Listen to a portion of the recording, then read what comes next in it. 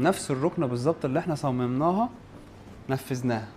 بصوا كده معايا، دي الركنه اهي بالظبط، ده التصميم وده التنفيذ. اوريكم بقى المكتبه اهي في التصميم، تعالوا اوريها لكم بقى في التنفيذ. عايز اقول لكم ان التنفيذ شكله احسن من التصميم بمراحل. شايفين؟ ده المكتبه في التصميم، ده التنفيذ. تمام. فالمكتبه بفضل الله طلعت شكلها شيك قوي. وكمان عايز اقول لكم الطبيعه احسن مليون مره. معلش اكد لي تاني على نفس التصميم.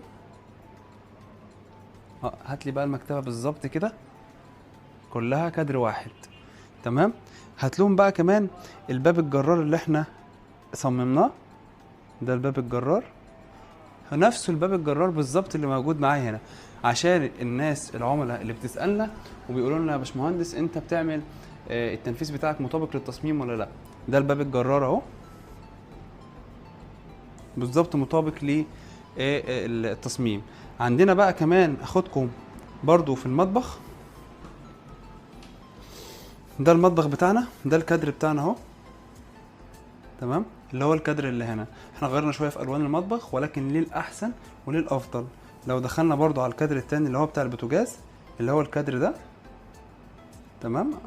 هو ده البوتاجاز اهو. معلش هات الاتنين مع بعض كده، ده التصميم وده التنفيذ. ارجع ورا معلش شويه.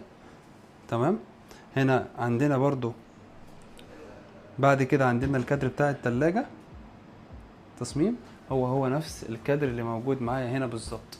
فاذا احنا ما بنعملش تنفيذ غير مطابق للتصميم نهائي. بالعكس دي بقى الجايد بتاعنا، لان احنا بنتعب عليه كتير جدا جدا جدا في وقت التصميم.